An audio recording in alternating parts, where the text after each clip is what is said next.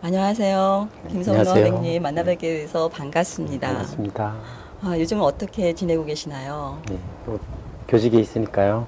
아이들 가르치면서 그림도 그리고 시도 쓰고 건강하게 잘 있습니다. 네, 좋아 보이시는 것 네, 같습니다. 감사합니다. 젊은 어떤 청소년들과 같이 함께 하시니까 네, 아무래도 좀 건강해 보이시고요. 시를 쓰게 된 특별한 동기나 배경이 있다면은요? 저는 화가입니다. 그림을 그리는데 그림을 그려놓고 나면 이제 제 그림이 단순하게 풍경화라든가 그런 그림이 아니기 때문에 사람들이 자꾸 그림 내용에 대해서 물어봐요. 그러면 사람 말이라고 하는 것이 매 순간 또는 대상마다 달라지잖아요. 그래서 일관성이 없어지기 때문에 그걸 설명을 하려고 하다 보니까 그림에 대한 설명이라고 하는 것이 감성적인 면이 많기 때문에 조금 어려워요. 그래서 시적인 표현으로 나타나더라고요. 그래서 이제 시를 쓰게 됐습니다. 시를 쓰시는데 주로 소재나 주제는 어디서 찾아내실까요? 그 이제 아까도 말씀드렸듯이 그림에서 나타나는 감성이라고 하는 것은 뭐 자연에서도 얻어지고 또 인간관계에서도 얻어지고 우리 일상생활에서도 얻어지는 것들이잖아요. 근데 그림을 그리면 그 모든 것들이 다 이렇게 요소요소에 박혀 있어요.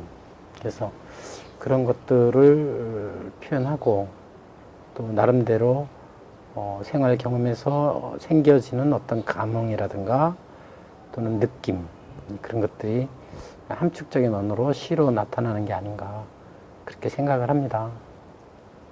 뭐 시를 쓰실 때 예. 주로 특별히 찾는 활동이나 방법 그런 것이 있다면 어떤 것으로 쓰시는지요? 시는 이제 크게 서정시하고 또 작가의 자기 사상이나 감정, 감성 그런 걸 표현하는 걸로 크게 구분할 수가 있는데요. 저는 아무래도 사유, 평소에 우리 삶이나 또 자연에서 느껴지는 감흥이나 그런 것들을 제 시각으로 바라본 세계 그런 걸 주로 이제 표현을 하고요. 그냥 단순히 나의 감성을 표현하려고 하는 것이 아니라 시나 그림을 통해서 다른 사람들에게 이 감흥을 같이 나눠줄 수 있으면 좋겠다. 그러면서 또 우리가 삶에서 느껴지는 그걸 깨달음이라고 하면 좀 거창하지만 시각이 있죠. 삶에 대한 시각. 그 삶에 대한 시각이 다른 사람과 공유함으로 해서 보다 더 행복하고 또 평화로운 삶을 확산시킬 수 있다. 그렇게 생각을 하고 있습니다. 그래서 그런 면에서 어떤 의무감을 갖고 시작이라든가 그림 작업을 하고 있습니다. 그렇다면 시인님께서 네. 직접 쓰신 시 중에 네. 어떤 저 일반인들이 공감할 수 있는 아니면 어떤 메시지를 줄 수 있는 특별한 사연이나 네. 이런 내용으로 쓰신 네. 시가 있다면 하나 소개해 주실 수 있을까요? 시를 지금 암송하기에는 좀 어렵고요. 저로 이제 제 시는 그 삶에 대한 제 나름의 고찰, 시각, 삶의 본질은 무엇인가, 우리는 왜 살아가는가, 그런 것들인데, 그 사유의 핵심을 얘기한다면, 모두 다 같은 하나의 목적을 가지고 있다. 우리 사는 사람은 사실 행복을 쫓고자 하지만 그 행복이라는 것이 어떤 조건에 의해서, 환경에 의해서 지어지는 것은 아니고 자기 자신의 내적 성찰에 의해서만 그것이 이루어진다라고 보고 있고요. 그런 면을 시적이나 그림으로 표현함으로 해서 독자로 하여금 동감할 수 있는 그런 교량을 만들려고 하는데 노력을 많이 하고 있습니다.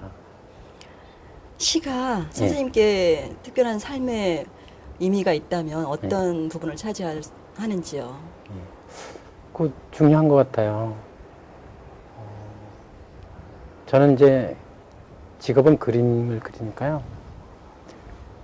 그림에서 일반인들에게 던져주고자 하는 메시지, 그것은 언어하고 좀 달라요. 언어보다 훨씬 더 포괄적인 개념이거든요. 근데도 일반 독자들은 그러한 느낌에 접근하기가 쉽지가 않거든요. 근데 그것을 이제 우리가 수필 형식이라든가 이야기라든가 그런 걸 통해서 풀자고 하면 이것이 상당히 길어지고 또 말이라고 하는 것이 어떤 채로 거르는 과정이 있기 때문에 잘못 전달되는 경우도 상당히 많더라고요. 그 시가 가지고 있는 뉘앙스라고 하는 것은 보다 더 은유적이고 또 상징적이고 그런 기호 체계를 갖고 있기 때문에 보다 더 그런 내밀한 감성을 표현하는데 용이하지 않느냐 그렇게 생각을 해요. 그래서 그림이나 시나 거의 그런 방면으로 나가는데요.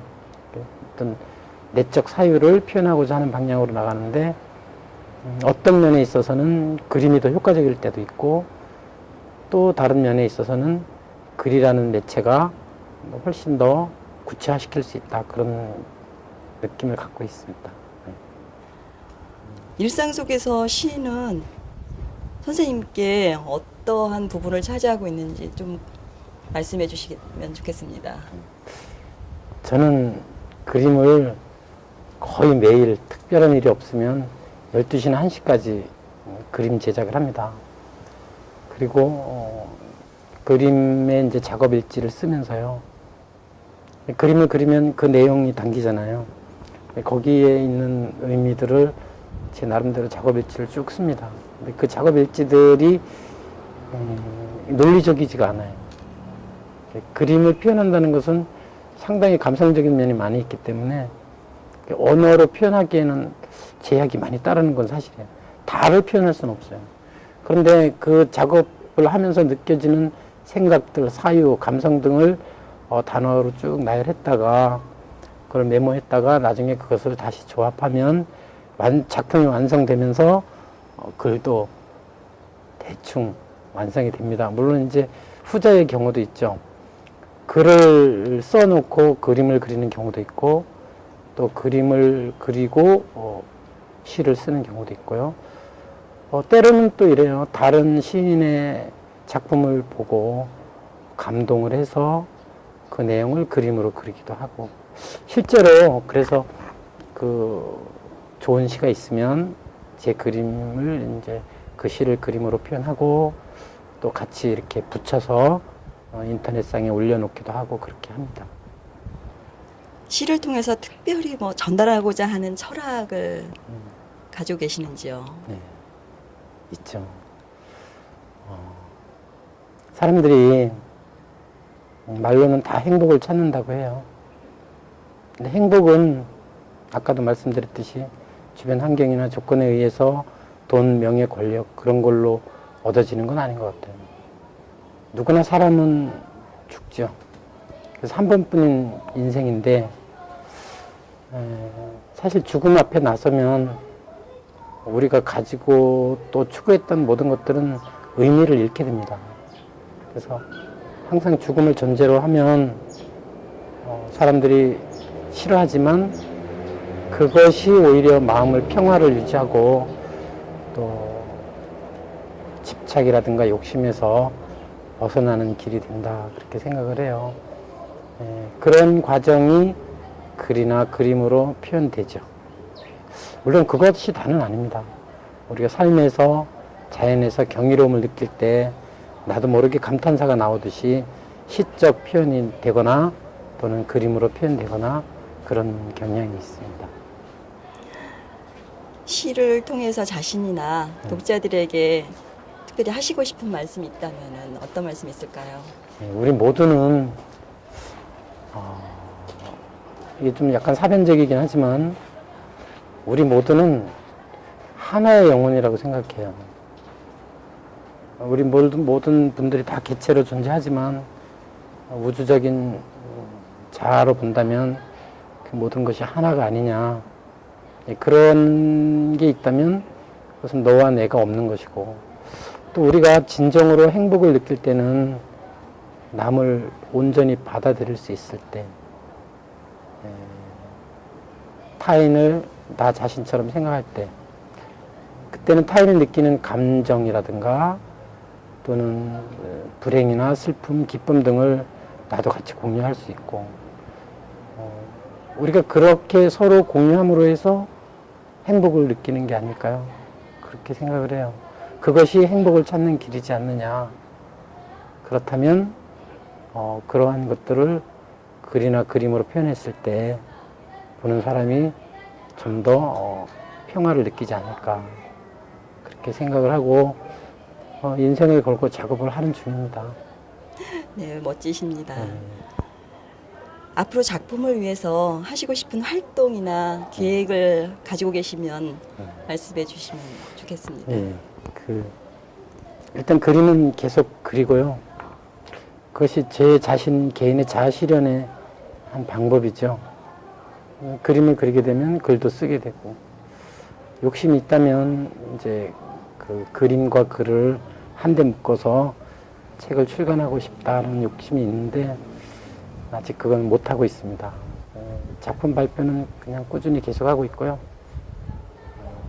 또 그것도 욕심일지 모르지만 기왕에 나선 길인데 세계적인 작가가 되고 싶습니다. 네, 너무 좋은 어떤 계획을 가지고 계신 것 같습니다. 그 계획으로 끝나지 않고 네. 꼭 이루어졌으면 하는 바람입니다. 네, 귀한 시간 내주셔서 고맙습니다. 네. 고맙습니다. 네, 감사합니다.